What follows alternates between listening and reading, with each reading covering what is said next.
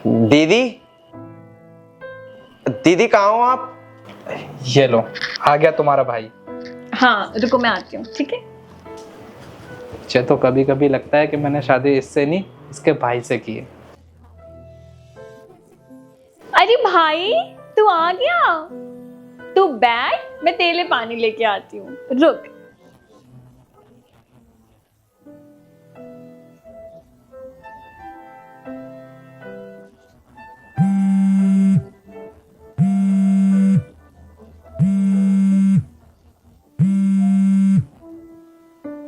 Hello, हाँ doctor साहब। अरे शिवू, पैसों का इंतजाम हुआ क्या? हाँ, वो मैं पैसों का इंतज़ाम कर रहा हूँ। जैसे ही पैसों का इंतज़ाम हो जाएगा मैं आपको भेज दूंगा पैसे। हो सकता है कल ही पैसों का इंतज़ाम हो जाए। बस आप पापा का ध्यान रखना। अच्छा, मुझे एक बात बताओ, पैसे अगर मैं दे दूंगा आपको तो पापा तो ठीक हो जाएंगे ना मेरे?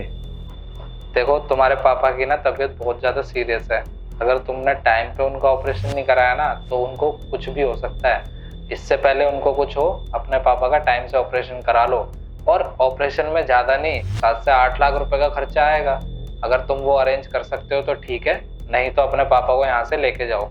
नहीं नहीं, मैं और धक्के नहीं खाना चाहता। मैं वैसे भी पहले बहुत परेशान हो चुका हूँ। अब मैं जल्दी से जल्दी पैसों का इंतज़ाम करता हूँ और आपको पैसे ला के देता हूँ। ठीक है।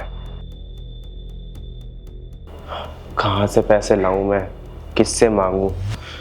किस मुंह से मांगूंगा पैसे? पर कैसे न कैसे करके पैसों का इंतजाम तो करना पड़ेगा।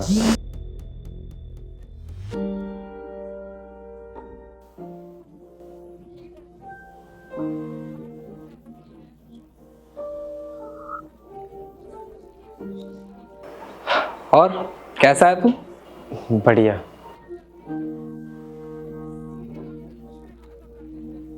इस बार अकेला आया है, पापा को नहीं लेके आया? पापा का मन तो था आने का, लेकिन पापा किसी काम में फंस गए थे इसलिए आ नहीं पाए।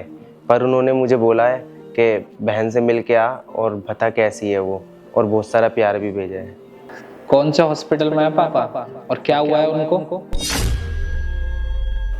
आपको कैसे पता चला? शैली, जरा इधर आना।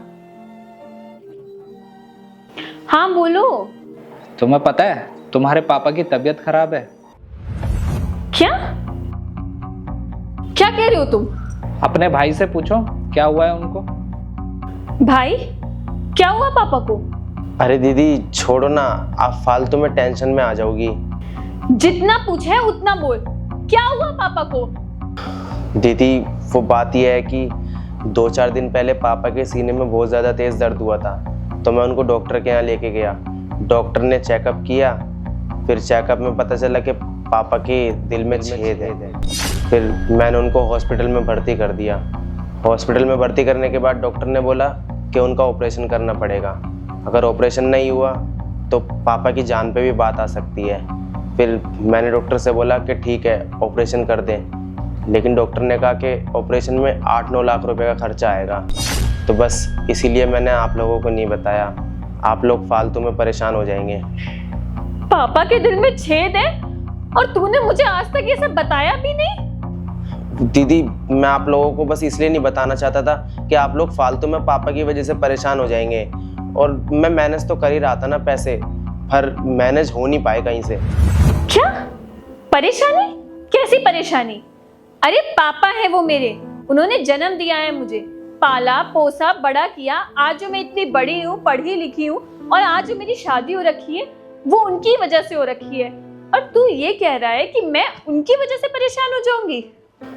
दीदी दरअसल बात यह है कि पापा ने मुझसे मना किया था कि ये बात किसी को ना बताऊं, खास करके आपको, क्योंकि आपको जब ये बात पता चलती तो पापा को पता है कि आप परेशान हो जाओगी।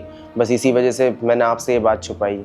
बस कर शिबू, मुझे लगा था कि तू मेरा छोटा भाई है, तू मुझसे सारी बातें शेयर करता होगा, और तूने मुझसे इतनी बड़ी बात छुपाई कि पापा के दिल में छेद है। तूने एक बार भी नहीं सोचा कि मुझ पे क्या बीती होगी कि तूने मुझसे इतना कुछ छुपाया। क्यों शिबू, क्यों? दीदी आप मेरी बात समझो, मैं बिल्कुल सच बोल रहा हूँ। और मेरे को अच्छी तरह पता है कि आपको जब ये बात पता चलती तो आपकी तबीयत खराब हो जाती है, क्योंकि आपको बहुत जल्दी टेंशन हो जाती है। बस इसीलिए मैंने आपको ये नहीं बताई बात। दीदी आप मेरी बात समझने की कोशिश करो। राहुल, राहुल मुझे बहुत घबराहट हो रही है, प्लीज मुझे मेरे पापा से मिलवा दो। मुझे मेरे पापा से मिलना है, मुझे उनके पास ले चलो। हाँ चलते हैं हम पापा के पास। पहले 2 मिनट ना मुझे तुम्हारे भाई से बात करनी है। तू मुझे ये बताएगा कि तू ये मिठाई का डब्बा क्यों लेकर आया? वो कहते हैं ना कि जब बहन के ससुराल जाओ तो खाली हाथ कभी नहीं जाना चाहिए, तो बस इसीलिए मिठाई का डब्बा लेके आया था मैं। अच्छा, तो इसका मतलब घर पे कोई परेशानी तो होगी नहीं, सारी परिस्थितियाँ अच्छे से चल रही होंगी ना?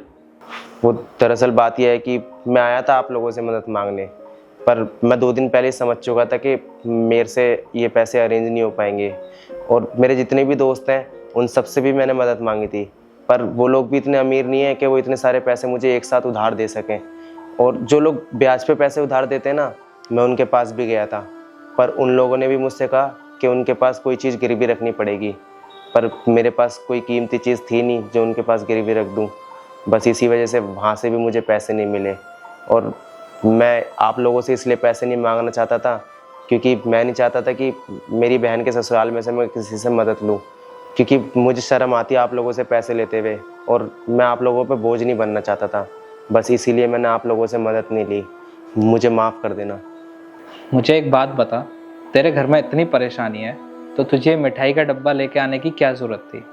मतलब दिखावे की रिश्तेदारी करनी है क्या, जैसे और लोग करते हैं, सिर्फ दिखावे की रिश्तेदारी रखते हैं? अगर ऐसा रखना है तो ऐसे ही बता दे। अरे एकदम से तुम चीज़ें बताओगे तो इंसान को झटका नहीं लगेगा क्या? अगर तू मुझे ये बात पहले बता देता कि पापा की तबीयत ख़राब हुई थी, उनके दिल में छेद है, डॉक्टर ने ऑपरेशन के लिए पैसे मांगे हैं, तो हम कुछ करते ना। और वो तेरे पापा नहीं है, वो मेरे भी पापा हैं, वो मुझे अपना बेटा मानते हैं, तो उनकी परेशानी ना मेरी परेशानी है। लेकिन नहीं, तूने तो मुझे अपना समझा ही नहीं ना, इसलिए इतनी बड़ी बात तूने छुपा के रखी। और अपनी बहन की तरफ देख, अब इसको ये बात पता लगी तो इसको कितना बुरा लग रहा है? इसको एंजाइटी हो जाती है, अरे परेशानियाँ हो जाती हैं, इसको टेंशन लेने लग जाती है। अब ये बीमार हो गई तो इसका सारा कुछ मुझे तो देखना पड़ेगा ना। पर तुम लोगों को ये चीज़ समझ ही नहीं आती है।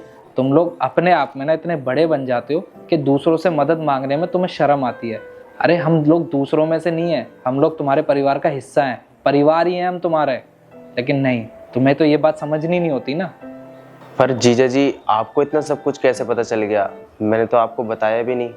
बात वो नहीं है कि मुझे कहाँ से पता लगा और क्यों पता लगा। बात ये है कि अगर तुम्हारे घर में परेशानी आई है ना, तो उस परेशानियों को हमें ख़त्म करना है, चाहे वो पैसों से हो या किसी भी चीज़ से। अब तू मुझे एक बात बता, डॉक्टर ने कितने पैसों के लिए बोला है? अगर मैं सरकारी हॉस्पिटल में उनका इलाज करवाता तो कम पैसों का खर्चा आता, पर पापा की तबीयत कुछ ज़्यादा ख़राब थी तो इसलिए इमरजेंसी में उनको प्राइवेट हॉस्पिटल में भर्ती कराना पड़ गया। और उन्होंने हॉस्पिटल वालों ने बताया कि कम से कम 8-9 लाख रुपए का खर्चा आएगा।